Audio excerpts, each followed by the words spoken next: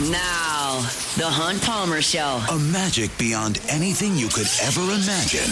You are now listening to the Hunt Palmer Show. Brought to you by Sagrera Farms on 104.5 ESPN Baton Rouge. Locking down the middle of the day. You really think that's the best idea? Live from the Raising Cane studio. This is Hunt Palmer. It's quite a piece of work.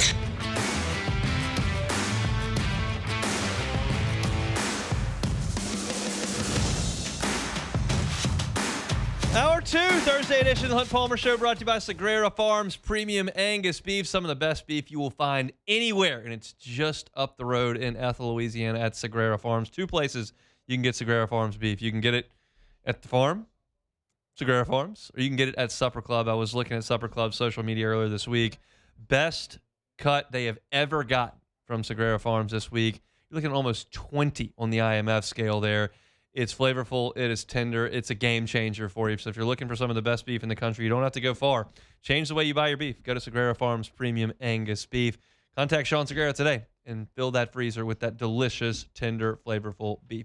Let's get hour 2 started with a new guest to the show here. John Blau is the new beat writer for LSU over at The Advocate. Spent the last 5 years with the Post and Courier in Charleston covering Clemson, which happens to be LSU's season opener coming up here in September. So an interesting perspective there, and wanted to welcome him to Baton Rouge and to the show. John, thanks for the time. How are you?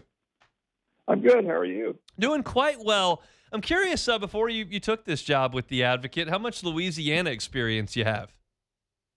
Zero, zilch. Had to ask people how many alligators were there. Am I going to be safe? Can I breathe with the humidity, things like that. So I definitely had to do my research, and people assured me it's not as bad as some of the things you hear. Obviously not all bad. A lot of good, obviously, with some of the culture, the food. Everybody talks about the food all the time. But, yeah, very little familiarity. This will be my first time in the state, so it'll be interesting. Well, welcome down. I know some people over there at the newspaper that can show you around quite a bit, and you'll get indoctrinated into LSU sports here one way or another. I want to talk about your perspective, though, on Clemson's program, because it's going to be a hot topic this summer, and it's been a hot topic nationally with Dabo Swinney and the way that he's operating. You've been there on the front lines in Clemson. Kind of give me the 30,000-foot view on the way he's doing things, because from the very, very far away, it appears that he's doing things the way he did in 2017. Yeah, I mean, for the most part, he's still a coach who goes by the slogan, till graduation, do us part. And so that means if he brings a player in, they're not good enough. He's not one of those coaches who's going to nudge anybody to the transfer portal to open up a spot. He has to hit on the evaluation because, again, he hasn't used the portal very much.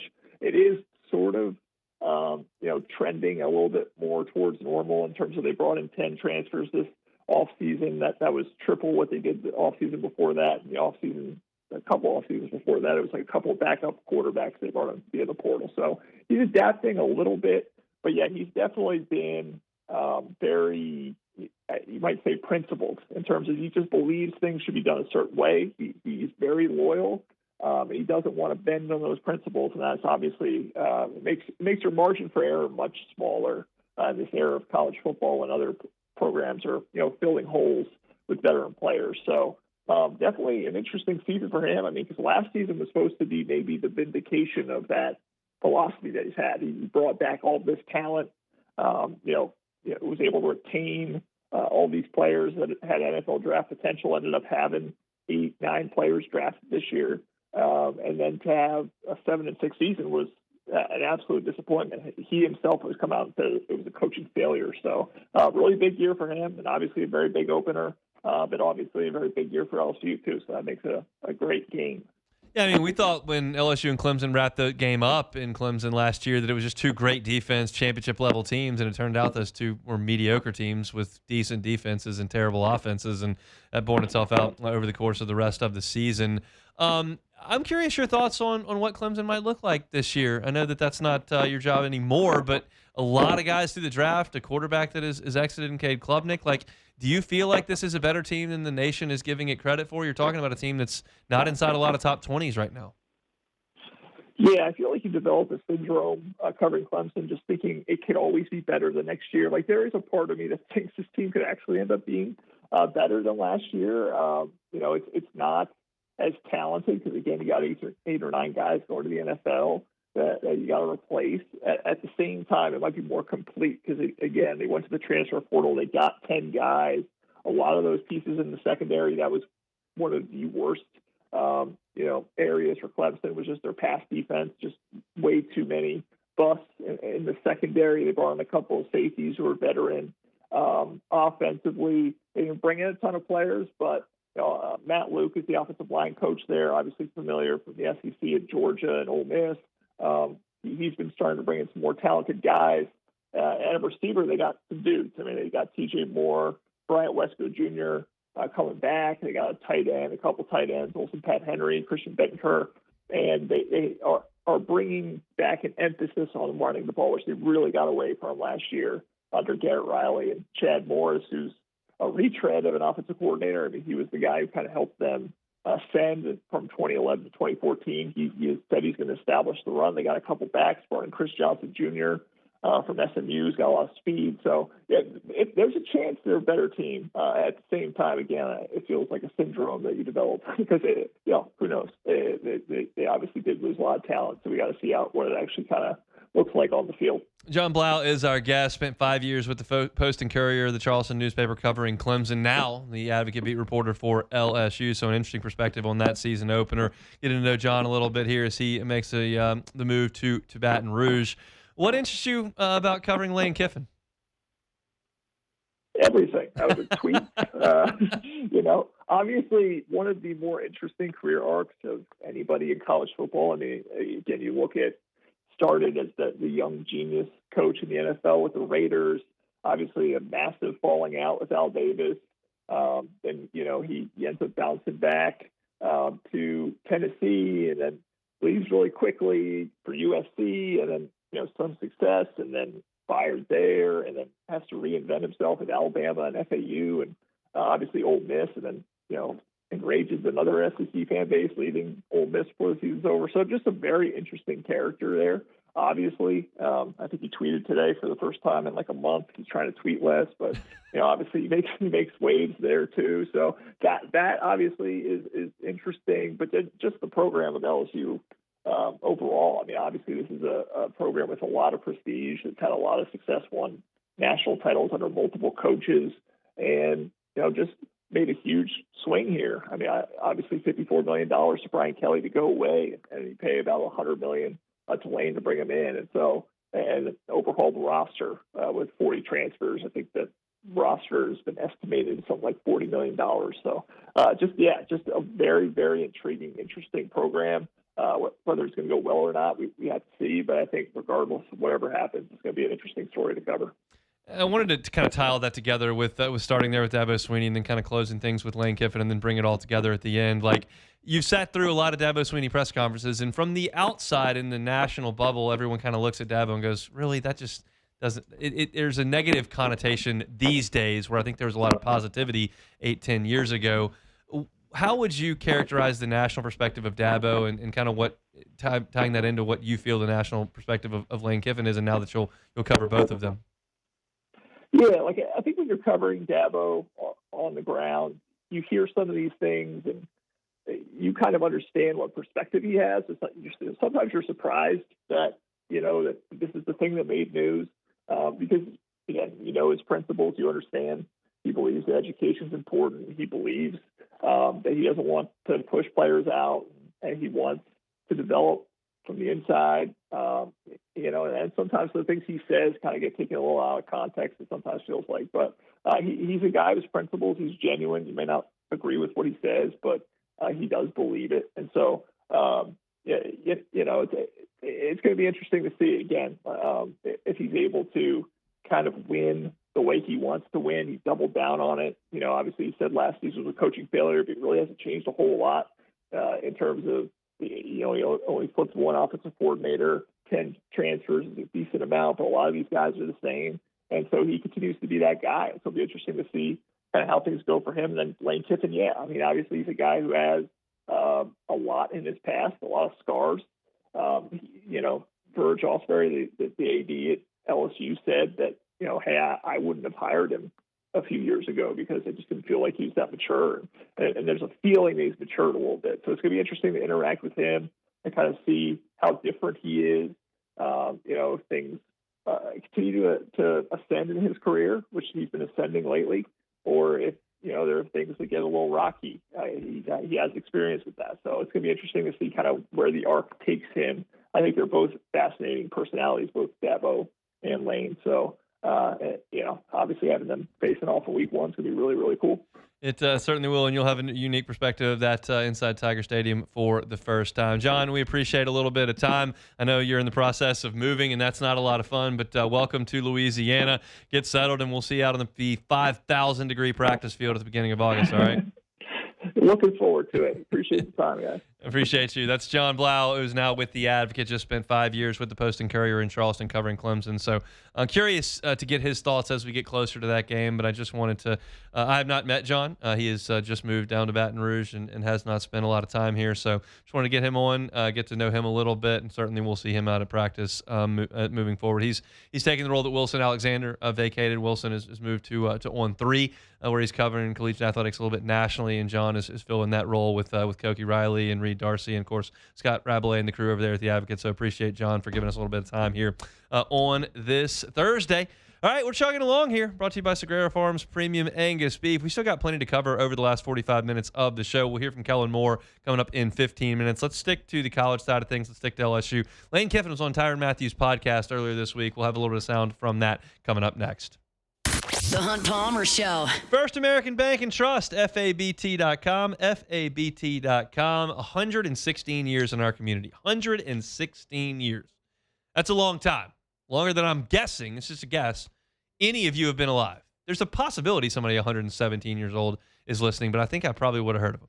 They've been around longer than everybody, and they're going to be here for a long time moving forward. If you're looking for a community bank to help you out with your commercial loan, with your personal loan, First American Bank and Trust is happy to help you, and you don't have to go far to find them. 25 locations in Southeast Louisiana. If you're down the bayou in Lafourche, St. John Parish, maybe up I-12 in St. Tammany, and no, not St. Tammany. Well, St. Tammany and Tangipahoa. It is St. Tammany. Just trying to do that off my head. St. Tammany, Tangipahoa on I-12, of course, in Baton Rouge, Jones Creek, maybe down in Metairie as well. First American Bank and Trust has a location near you. Stop on by. You'll get that community feel. They've got the resources to help you out, and every decision on your commercial or personal loan is made locally. First American Bank and Trust. Find them online at FABT.com. You're listening to The Hunt Palmer Show, brought to you by Sagrera Farms.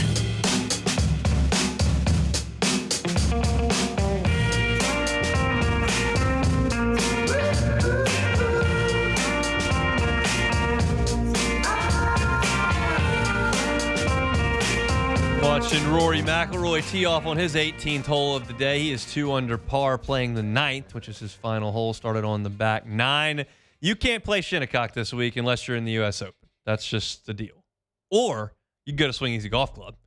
Go to Swing Easy Golf Club here in Baton Rouge, fire up the simulator, and you can tee it up at some of the greatest courses in the world. And it doesn't matter that it rained 6 inches last night, because it's inside. You get a personal bay. Looking for something to do this weekend when you knock off work on Friday or even on Saturday afternoon, get on by Swing Easy Golf Club. Bring some friends. Y'all crank up the Turtle Box, jam the tunes, put the U.S. Open or some World Cup on the TV, and play some golf. It's an awesome place to hang out and just enjoy some time. I was telling y'all last week when I was there, I was going to play 18 holes in like an hour and 5 minutes. If you don't have 5 hours to play golf and you'd like to play 18 holes, bring the whole bag to Swing Easy Golf Club. You hit every shot. You hit your tee shots. You hit your approach shots. You hit your chips. You hit your putts. You card a score. It's awesome.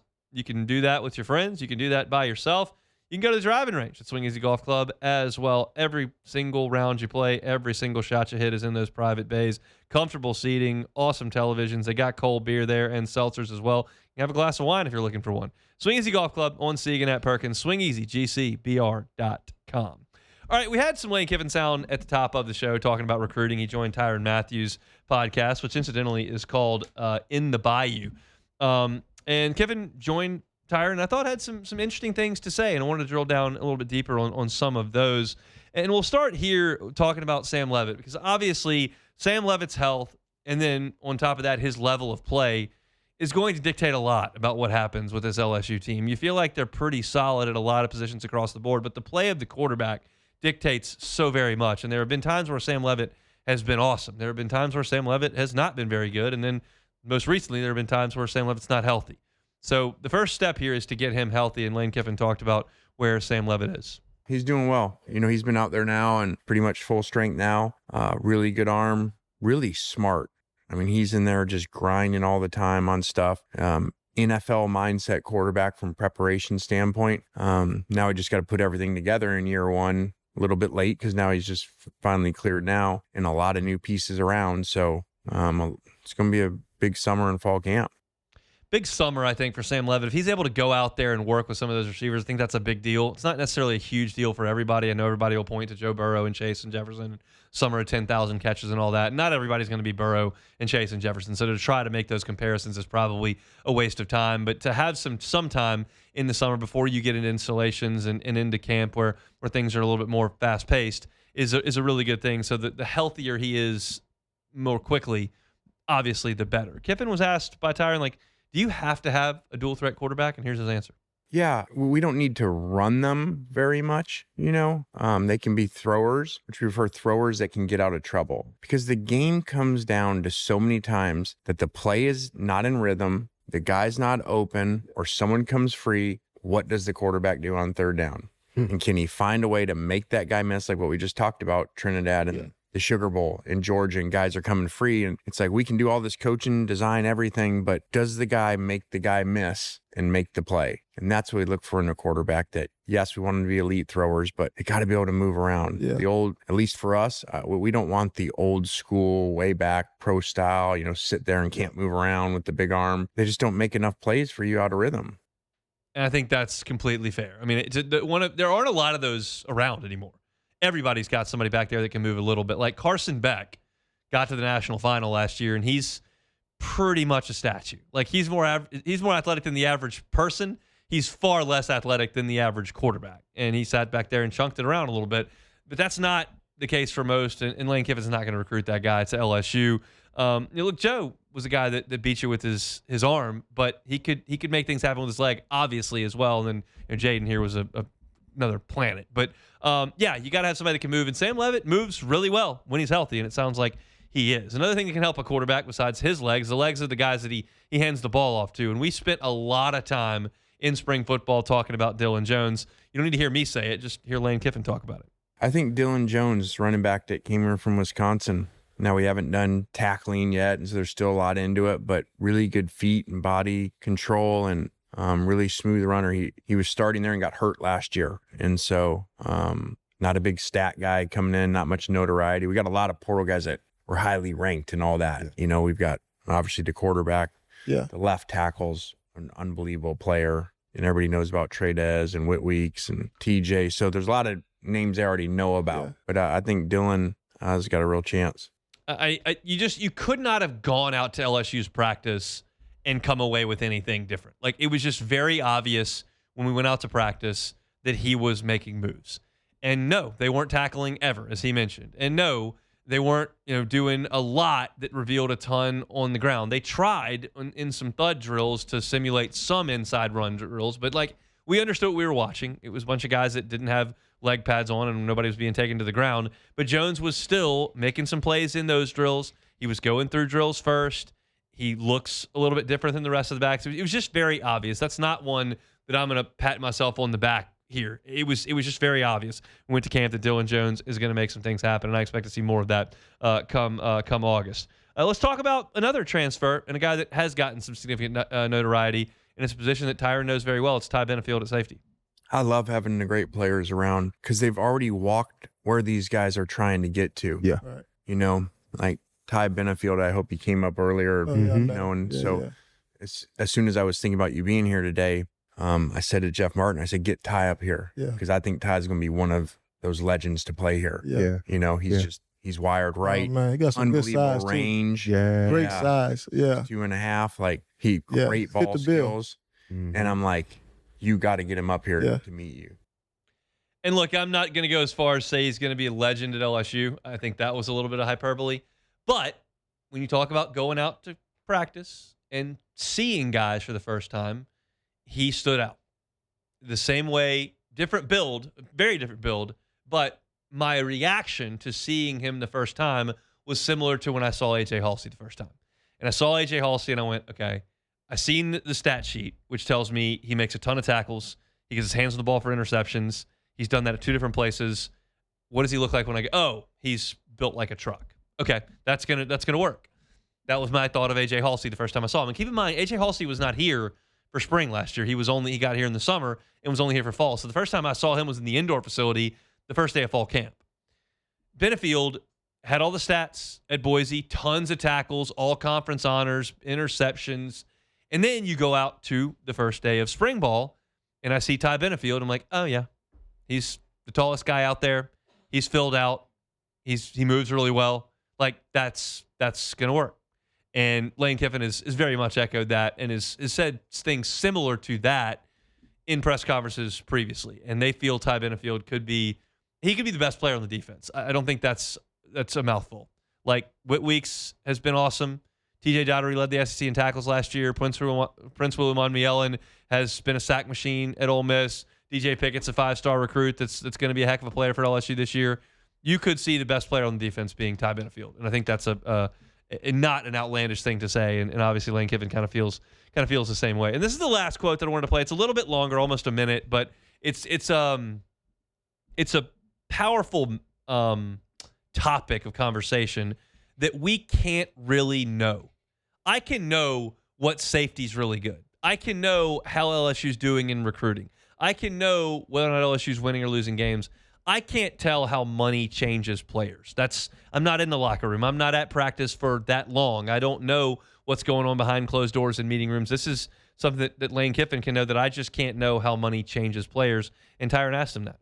You need to evaluate, can the kid handle money? Because you've seen this. Yes. In the NFL, all of a sudden they get money in the first round pick that they can't handle everything that goes with that. They're not mature enough, and then they're sidetracked and they're not focused. Yeah. Well, now you got to figure out, can a 17-year-old handle money the way NIL's set up now, and are they still going to have the drive that we want them to have? I love that they make money. I do think it's got a little bit out of whack, because my concern is this. If kids nowadays, just like kind of the rich kid syndrome, the kid that has everything, if kids nowadays at 17 get all this, and they got the cars and they got the money and they're in houses. I mean, these kids now are in the houses that the coaches are in, neighborhoods, right?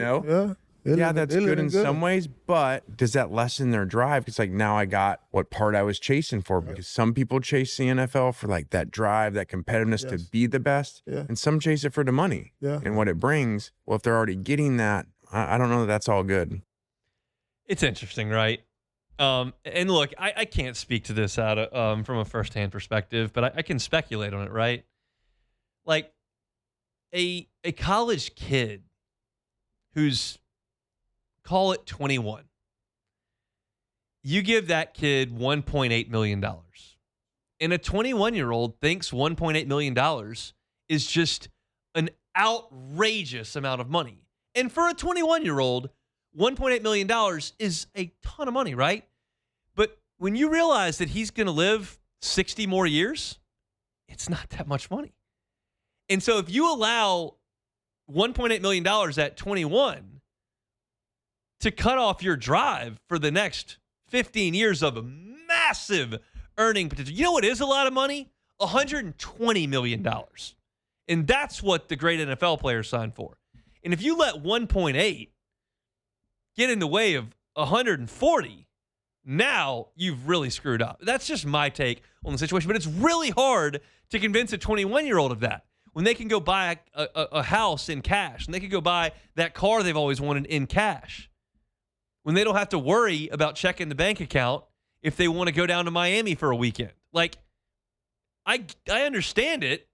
I overdrafted every month in college. Every month I overdrafted. Didn't factor in the tips from the bar. Overdraft. Like, I don't know. No one gave me $1.8 million because I didn't do anything worthwhile in college. But it's an interesting thing how you're going to handle that. Because if you're reasonable and rational, which almost no 21, 22-year-old is, you realize how little money that is in the grand scheme of things. But is it going to take away from your drive to be the best you can be, so you get to the NFL where you get a nice contract at the front end and then you get the real contract in year 4 or 5? It's interesting, and I don't know how you evaluate that in a 20-year-old. It's hard, but it's interesting, and it's just not something that we get firsthand knowledge of Kiffin deals with it daily, just about, over there at LSU. So that's Lane Kiffin on Tyrann Matthews' podcast. Take a time out. Go back to the Saints. Kellen Moore with me yesterday. We'll talk about it next. The Hunt Palmer Show. Fabry Chevrolet GMC. FabryChevrolet.com is the website. It's FabryChevrolet.com. The entire inventory is online at FabryChevrolet.com. And they've got some awesome deals on trucks in the month of June. 2026 Chevy Silverado, 0% APR financing for 36 months. Also a 2026 GMC Sierra 1500. Those are 2.9% financing for 72 months. Got to get it before the end of the month to make good on those deals, though. So go by and see them, Highway 61 in St. Francisville. Also, if you're looking for a Chevy Trailblazer, maybe a Chevy Trax, as low as $30,000. So go see the inventory. It's online at FabryChevrolet.com. You can see every car they've got right there, whether it's new or pre-owned.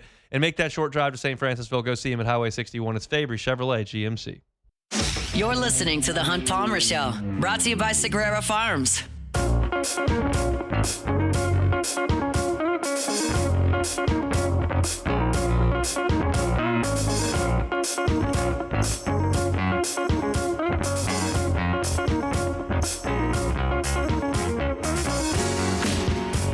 Thursday show is brought to you by Sagrera Farms Premium Angus Beef. I'm going to give you Sean Segura's cell phone number at the end of this read. So if you're in the market for some of the best beef in the country, get that phone out and get ready to get Sean's number, and you can give him a call.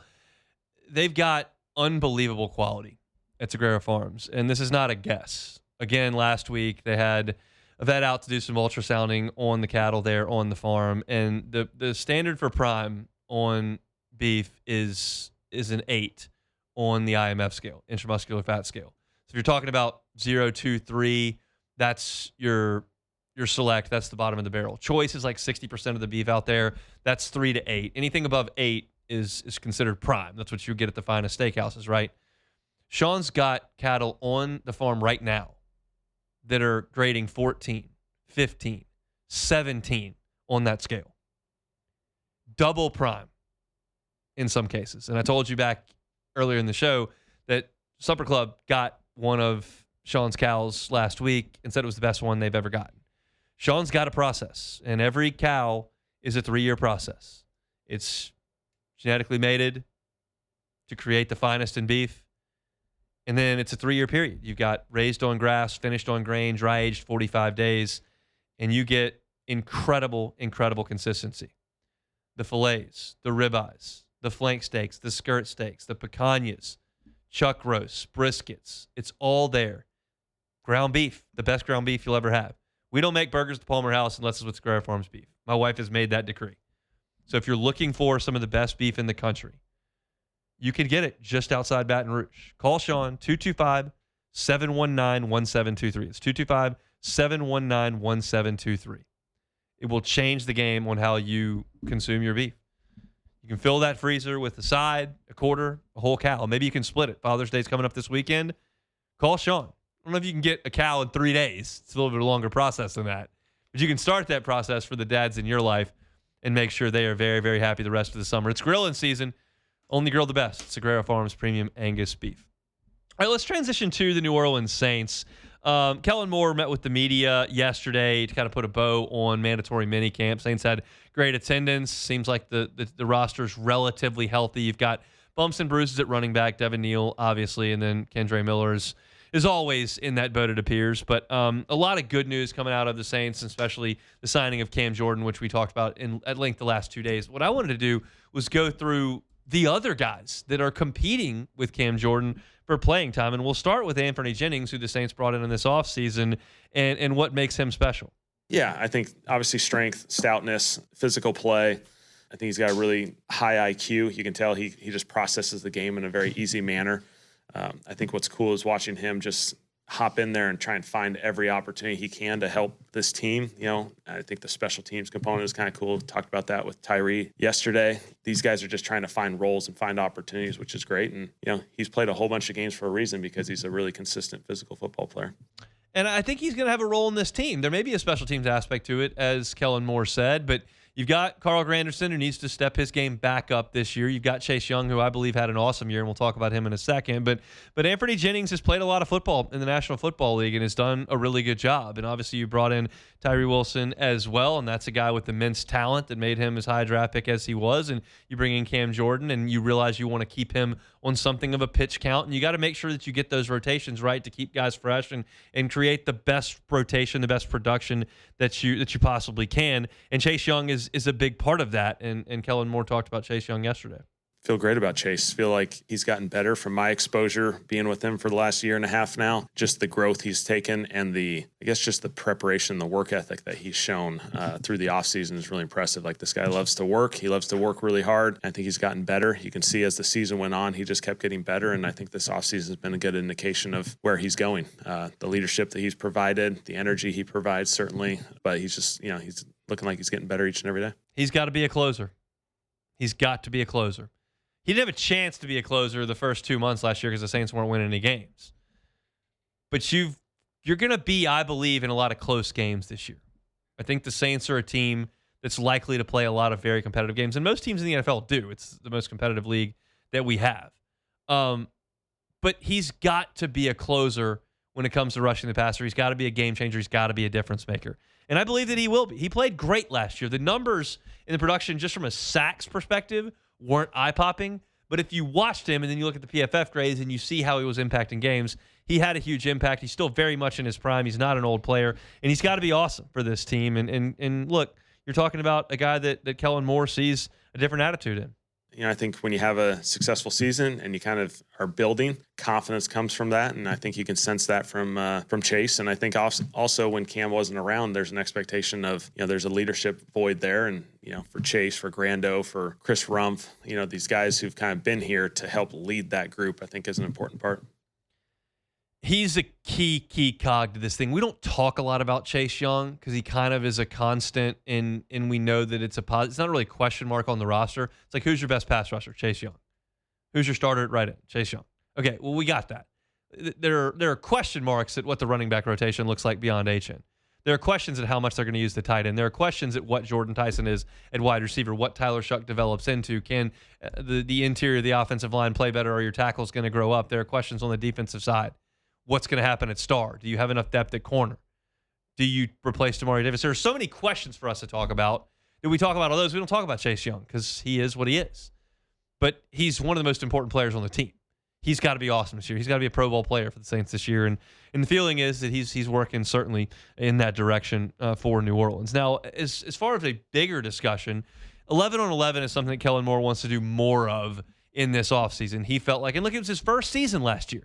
He felt like they didn't do enough last year, and he mentioned in doing more 11 on 11 this time around. I think part of it is getting yourself acclimated for what you're going to be asked to do in training camp. So, really OTAs is a build into training camp. And so we kind of talked about, we have to learn how to walk through the right way. We have to learn how to practice the right way. And then eventually we have to learn how to operate in a team setting and protect ourselves as teammates as we kind of go through that. And so I think that was an important part as we kind of continue to build this thing. And so early was installation, a lot of more jog through settings as you guys saw in the post practice or the late part of practice. And, we just kind of kept stacking. And so the last few days we've been able to incorporate more of the team stuff. And pre-snap penalties, we got to be cleaner. We got to get ready to practice because we're going to practice that way a whole lot and get the team involved because the O-line, D-line, they kind of, without that team component, they're essentially an individual most of the day. Look, I didn't have, and y'all may feel differently. I doubt you do, but you may. I didn't have any questions whether or not Kellen Moore could call an offense last year. Like, they didn't have a great offense because they didn't have a great team. But Kellen Moore can call plays on a Sunday. Kellen Moore can put together a game plan. He won a Super Bowl doing that as a game planner and play caller in Philadelphia. He had a lot of success in Dallas. That was never a question. But there's a difference in being the offensive coordinator and game planning and calling plays and helping run an organization and getting a team prepared to play in the fall. And that was the first time he had ever gotten a chance to run point on that last year. And so you would imagine he would have learned from that and potentially could do things a little bit differently this year. Maybe he liked exactly what they did, but maybe he would do things differently this year. And they asked if Kellen Moore felt like there wasn't enough 11 on 11 last year. Yeah, it has more to do with this being year two. flow operation, a ton of installation last offseason with a new staff, obviously, and everyone teaming together. And so this year I felt like we're in a much better place and ready to get into an 11-on-11 setting. I think Kellen Moore's a good coach. I don't think anything was earth-shattering last year. I think it's a credit to him that at the end of the season with the rookie quarterback, that while he was one of the worst teams in the NFL, was beating the other bad teams in the NFL. You have to start somewhere. I did not expect Kellen Moore to beat Seattle and Buffalo last year. Okay? Not a requirement. But you need to beat Tennessee. You need to beat the Giants. That's what you need to do. And they did. So I think that what you saw from him last year was a positive. I think he sounds like a guy who's in control of what he's trying to do. I think he's learning on the job. And the beauty of it is, like, it's not a pressure cooker right now. Last year certainly wasn't a pressure cooker, and there's more expectation in the Saints fan base this year than there was last year. They're certainly not nationally, but, like, it's not a pressure cooker right now. Learn on the job. Make adjustments when you feel like you've made a mistake. He made some mistakes last year early in the season. Didn't call some timeouts before halftime. I hated some of his halftime answers last year that didn't feel like he had a feel for what was going on. You didn't hear any of that later in the season. He's learning. And that's the beauty of coming into a situation where there's no expectation, is you are allowed to learn. You are allowed to stub your toe. And maybe this year, along those lines, he's thinking, okay, we can be a little bit more physical this year. We can get more guys on the practice field this year instead of 7-on-7s and positional drills, individual drills. We can do more 11-on-11, and we can get more ready for the season to come. So I like Kellen Moore right now. He's not the most exciting soundbite in the world. Not going to knock your socks off on camera, but I think he's in control of what's going on, and I think things are moving in the right direction for the Black and Gold. So thought this was a positive week for the Saints for mandatory minicamp as well as Cam Jordan signing. So we'll kind of put that in the rearview mirror, get to more Saints discussion coming up tomorrow and certainly next week as well. We'll come back and close out the show next. The Hunt Palmer Show. I love telling you about my good friends over at Marucci. Go take a tour. Go take a tour of Marucci. It's the official bat of Major League Baseball. If you go by and take a tour, you'll learn why they're official bat of Major League Baseball. You'll learn the process behind the best bat in the world. The best players in the world swing Marucci's. And they're all made right here in Baton Rouge. $1,200 a day shipped off to Major League Baseball. Go take a tour. Learn the story of how they went from a shed 22 years ago to the premier bat in the market. If you're looking to swing the bats, you can do that in the hitter's house. Youth baseball player, youth softball player in your house wants to become a member, get that key card access 24 hours a day, 7 days a week. After mom and dad get home from work, you can head up to Marucci. Before work, Marucci. Lunchtime, Marucci. Dark outside, Marucci. You can go swing the bat if it's raining, which it does a lot here in the summer if you haven't noticed. Go take a tour. Go swing the sticks in the hitter's house. Check them out online at MarucciSports.com. That's my friends at Marucci. This is the Hunt Palmer Show, brought to you by Sagrera Farms.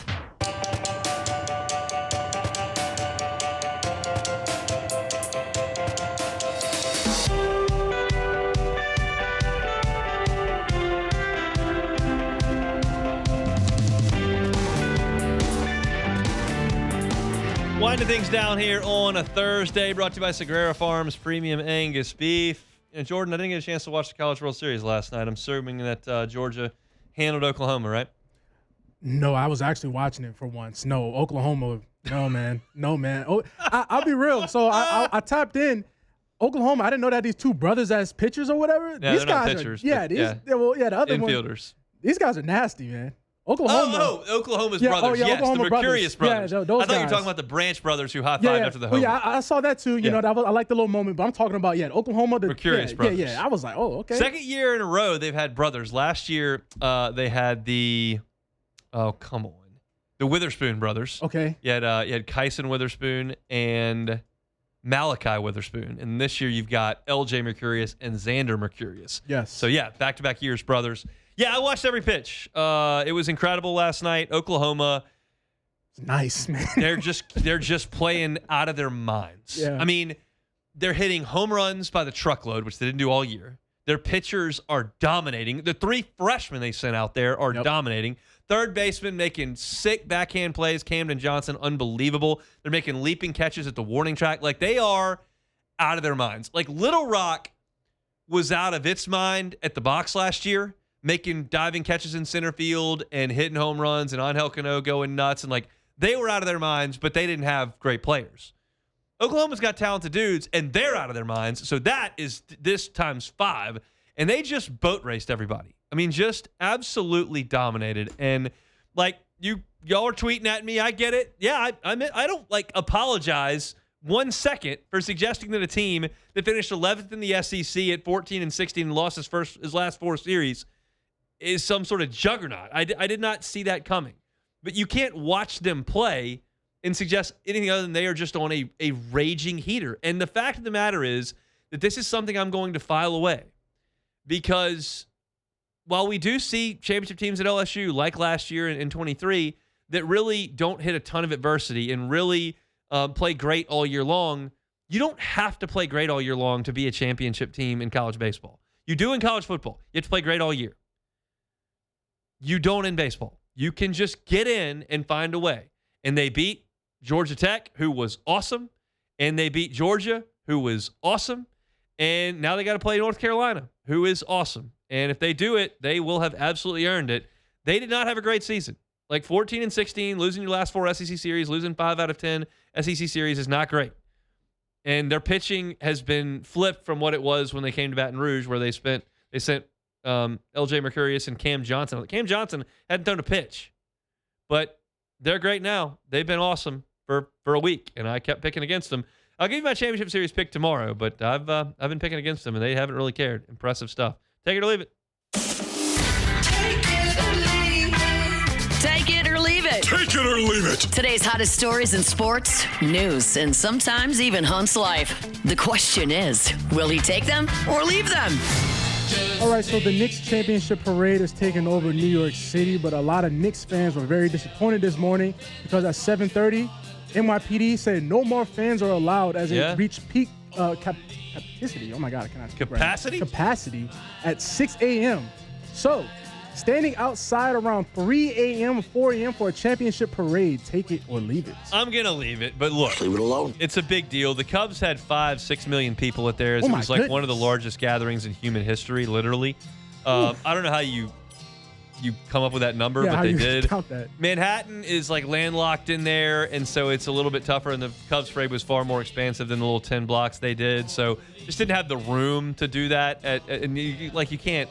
There's buildings everywhere. You can't see from anywhere if you're not like right there. So it's just a different setting. But yeah, I mean, this means a lot to people of New York, and I'm not going to tell them not to go to the parade. It's a big deal, long time coming, especially if you're a Nets, Mets, Jets fan, and you got nothing from the Jets since Joe Namath, and you got nothing from the Mets since the Miracle Mets, and you got nothing from the Knicks since the 70s. Like, it's been a minute. Get out there to the parade if you want to. All right, so speaking of the parade, Knicks guard Tyler Kolek, while celebrating the Knicks championship in the parade, was stopped by NYPD thinking he was a random fan that joined the festivities. So is NYPD not real Knicks fans? Take it or leave it. I mean, take it. You never know. Like, Blake Groupie had trouble getting in the Superdome. He's like, I'm on the team, guys. I'm the kicker. It's tough. It's tough out there when you're not 6'9". And look, Tyler Kolek's not 6'9". So it happens. You just got to show the badge and keep rolling. Just keep the drinks flowing. It'll be fine. Right. So do you feel like kind of disrespected if you're him a little bit, or you just got to keep it pushing? How many? There's 1.5 million people there, and you got a lot of people doing things they're not supposed to be doing. I'm sure they got one guy hanging in a tree. Like, if they want to stop you and say, "Hey, what's the deal?" and you go, "I'm good," it's fine. Just keep on going. As long as they didn't detain him or anything, it's fine. We got arrested. They arrested a Knicks player. All right, so Coors Light is launching a limited edition 18-inch Taller Boy canister that holds and insulates 3 stacked 12-ounce cans of beer. The Taller Boy is a part of the Coors Light 2026 FIFA World Cup themed campaign. So, Taller Boy canisters, take it or leave it. Take it. I mean, I'm all about different avenues to get the job done, but like, those 3 of them. I'm thinking about 3 beers. If they're selling that at the World Cup, that's a $50 purchase. Ooh. I mean, it's got the canister. It's got to be $50. I mean, my wife got a cocktail at the Sphere in Vegas for $50. Your told me about that. Yeah, yes, your beers at the Dome are $13. If you're telling me you're getting 3 of them, don't get me started about that's that. And it's at the World Cup, which is going to be gouging prices anyway, because you got people from all over the world who are just here and they're here. They're going to get it. Yeah, that's a $50 drink right there. $50 drink. 3 beers. 3 beers. I used to be able in college. Okay, let me hear this. Freshman and sophomore year, Jarvis Green's Purple and Gold Liquor Store used to be able to get a flat of Keystone Light. That was 24 16-ounce beers. Wow. for $9. That should be illegal. 24 16 That should ounces. be illegal. Well, it is now. Yeah, I'm about to say no way. Now you can't get my son got a foam finger from the bookstore that was more expensive than that. It was like $14. So those are the days you could get essentially 32 12-ounce beers for $9. Nothing. For literally nothing at all. I spent a lot of time at the Southgate Towers pool with the Flat of Keystone. Don't blame you at all. Not a lot of time at econ class. That's all right. That's it for take it or leave it. They let me out. That's it for us on a Thursday. Brought to you by Secure Farms Premium Angus Beef.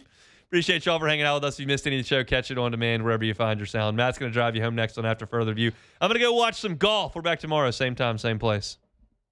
The Hunt Palmer Show. Before we get out of here, I'm going to remind you about my friends at Fabry Chevrolet GMC. They're online at FabryChevrolet.com. The website's awesome. Go to FabryChevrolet.com. You can see the entire inventory, and you can sort by whatever you're looking for. If you want a new vehicle, sort by new. If you want a pre-owned vehicle, click pre-owned. They're all there.